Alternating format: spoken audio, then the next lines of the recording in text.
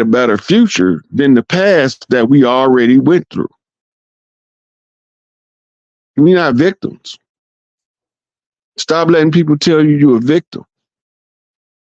The reparations carried on the stick. They can't pay you reparations if you get back what's rightfully yours. Because once you get back everything that's rightfully yours, they don't have anywhere to get a reparation from. Because we back for everything they owe. It just so happened they owe us everything. If we give Big Mama back her bank, we ain't gonna have to worry about who gonna have some money because we all rich. Big Mama believe in sharing wealth. And all her baby boys do too, like me. I will fight tooth and nail for you to get your shit, but I don't want your shit. I want my own shit. That's because I'm fighting for you tooth and nail for you to get yours. I'm waiting on mine because once I get all of y'all gonna take care of me till I get mine. I can fight for mine after I get done fighting for my mom and my sisters to get their stuff back. And then while they processing to figure out what I got coming, my sister's gonna take care of me because I got their stuff back. They're gonna show gratitude. Gratitude changes everything. This is getting back to the love of the family. Everybody that's related to us ain't family. This is what a lot of people got twisted. You have relatives by blood that's not family by relationship. There's no common bond of affection between the two because you know this person in your bloodline is a piece of shit. We all know, we all got them in the family. The one that's going to steal out of everybody's house they go to so don't nobody invite them to nothing. You think he ain't going to other people's house with your family name, stealing stuff, making the whole family look bad? Right? So we all got those ones in the family that we've been hearing about our whole life. Stay away from him because he touched the kids. Why is he still here? Why ain't nobody corrected that behavior? Because the women was so scared of the good men being teamed up on by the system with this bad man that they didn't want to lose the good man at the expense of the bad man. We hear when it comes to the children, that's the future. We expendable at that point. All of us. All of us is expendable when it comes to protecting the children because we can come back. This is why they don't want you to know you an eternal being because you think you can come back and fix it later. And right in the same book that they telling us condemns reincarnation, tells us that Jesus was Elijah and John was Elisha. Mm-hmm. So if reincarnation is a myth, how is this even possible? That's true. That's true. Right. Then if you think that they don't have sarcophagus back then is what they was called, that heals the body of all ailments, including old age, then you will never understand how they seen Abraham at the Mount of Olives. But all of them is mythological tales that betrays intimate truths that they don't want you to know, but they obligated to teach you in order to fall into what's called divine law. Under divine law in a free will universe, you can do whatever you want to as long as the person you're doing to it agree, and there's more than one way to agree. I say under universal law, you allowed to do whatever you want to do to somebody as long as they agree. And it's more than one way to agree. You can agree to a good old-fashioned ass whooping if you come walk up to somebody out of nowhere and collar them up and push them to the ground. But at that point, they agreed to the ass whooping you about to give them. They agreed. Matter of fact, not only did they agree, they insisted that I obligate them to fulfill this ass whooping that they so vehemently agree to receive. And that's our contract. So lead with love, but master the throat punch. If you lead with love, most of the time you don't have to use the throat punch, but sometimes people take your kindness for a weakness and try to abuse you. And under the universal right to defend your life, as the first law of nature, self-preservation implies, as soon as they violate, you obligated to defend yourself.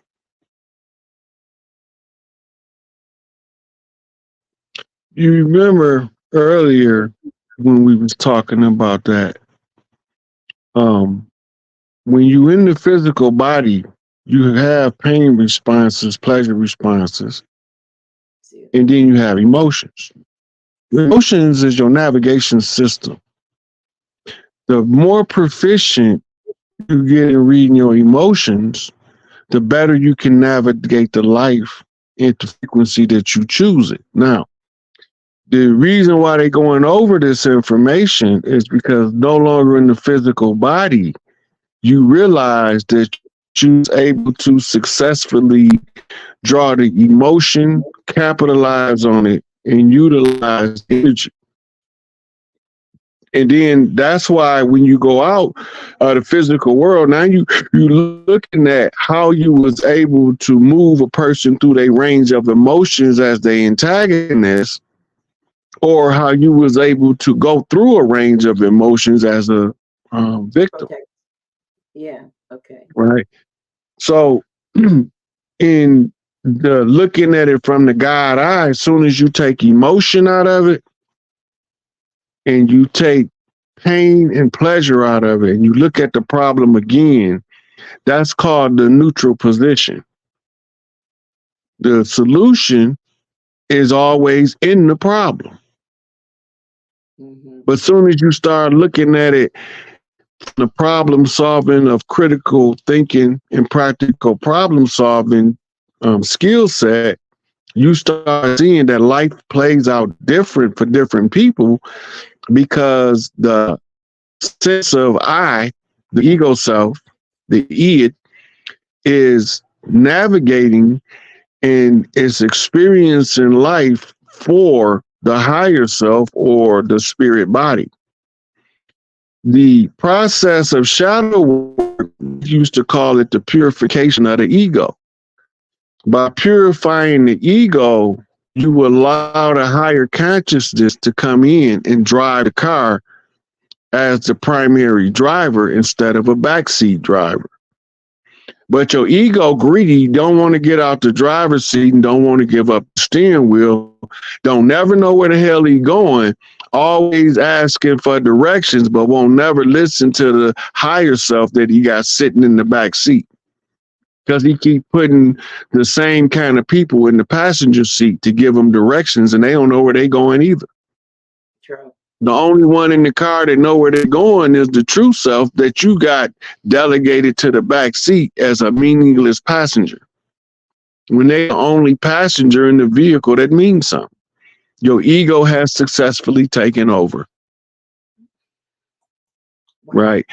So from the standpoint of the physical world, yeah, this is real until you leave it. Yeah.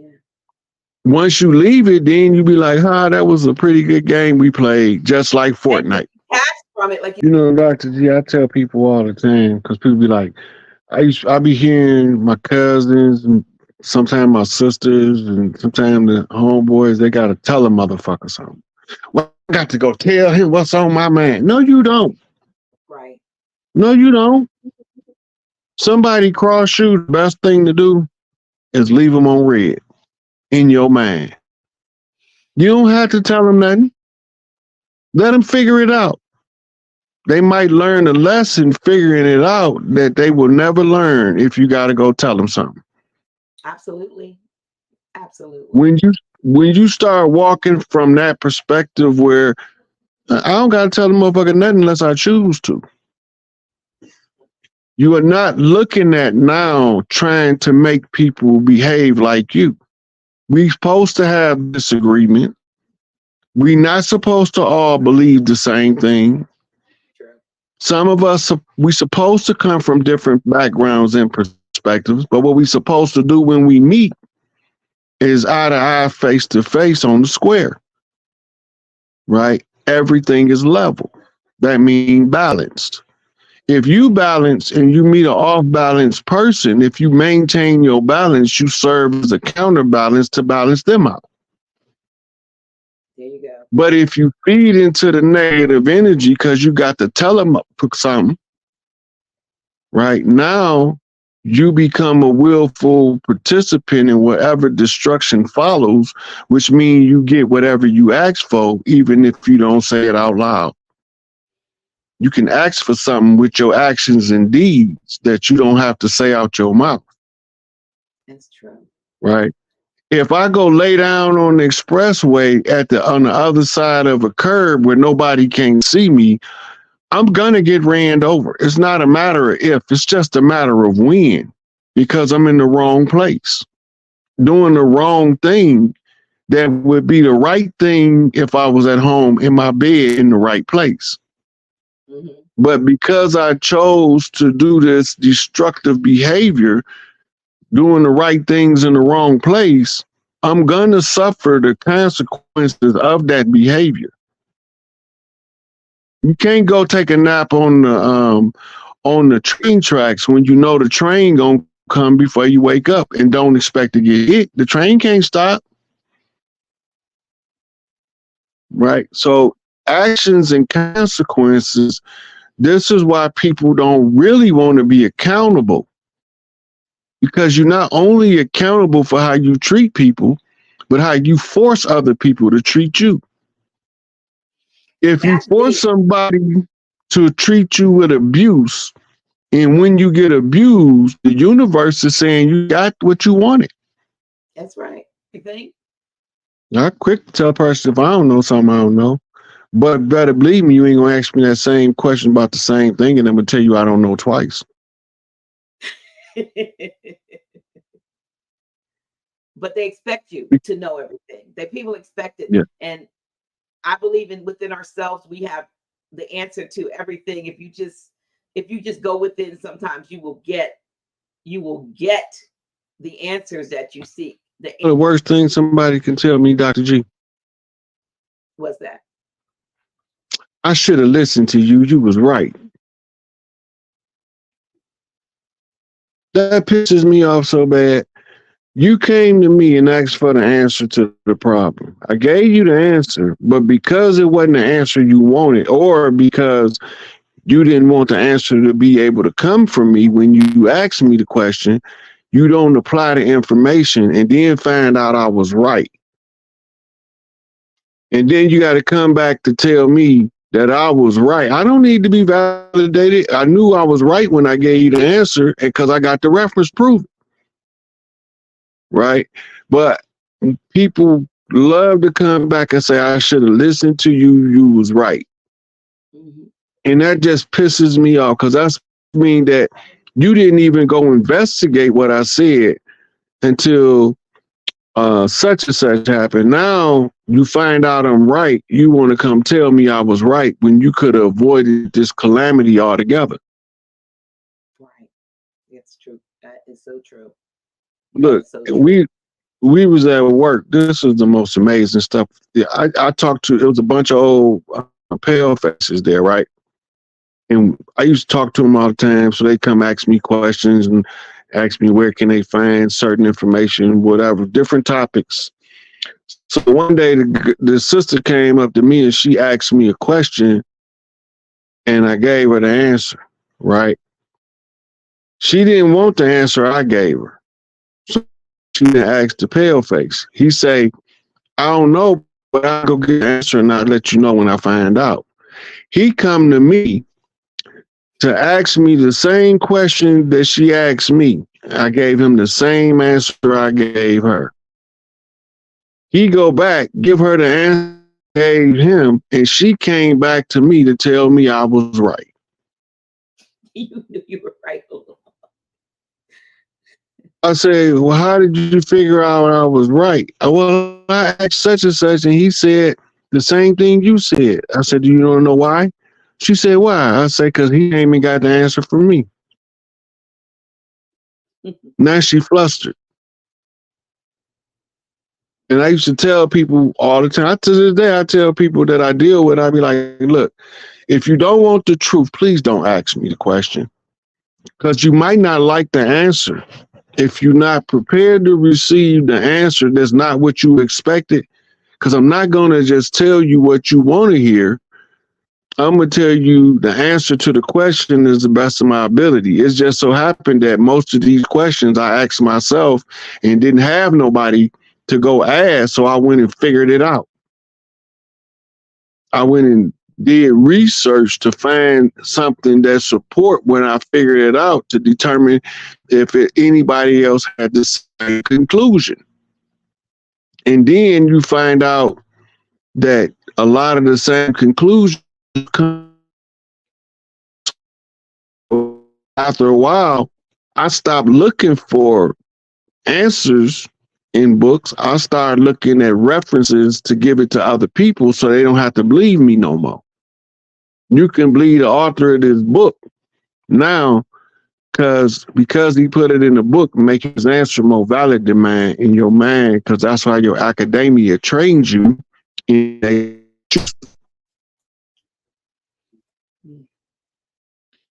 everything we see going into a conjure, you got to see it coming out if the conjure is successfully reversed. The conjure that they reenacted was the Jesuits' conjure when JFK wouldn't do business with them. The speech that he gave is called Separation of Church and State, where the Jesuits came to him because he was a Catholic to do the bidding of the Catholic Church, and he turned them down. That was one of the straws that broke the bull's back to his assassination. Or should I say assassination attempt? I don't even know how I want to phrase it. But these different entities being involved, they reenacted to let you know that it's been overcome, because you've seen it again coming out the other end. All of the conjures had to be closed for the new age to come in. This is one of the laws of magic. When you become a priest and you become responsible for exorcising demons ain't nothing like the exorcist. The real exorcism of the demon is to tell the people how the system is holding you oppressed, what you can do to break free, and then show them a living example. Right? So every time we tried to get free, they either murdered us or incarcerated us. So now, when the close of the age is coming, all of the militant chiefs are indisposed. You can't make a claim for your birth. The people who established this system is fully aware of it. So this is why COINTELPRO was being so instrumental in taking the leadership out of the community, because if they locked up, they can't make a play for the government to be replaced by the tribal systems, because the chief is indisposed. They court action, because for everything they do, we have to have a remedy for their attack. When they start taking all of the chiefs off the land by assassinations and by incarceration, the chiefs then have to rely on the next set of chiefs coming up behind them to feed them information through various methods to get them to understand the problem, who's behind the problem, how to get out of the situation that the problem has us in, and how to be able to utilize the power, strength, and intelligence of those incarcerated chiefs to the advantage of the most people. The goal is, if you can liberate the most tribes by speaking up for the indisposed leader, it gives you tribal clout among the other tribes. So every chief that fall at the hands of the enemy, the more chiefs I speak up for, the more status I gain among our people, which shows up as an algorithm, is why you were saying push the like button. Right? Because the algorithm tells them how conscious and aware we are, who we looking at for information. And they already know who he is, and they already know that I'm not going to say nothing about it until I know what I'm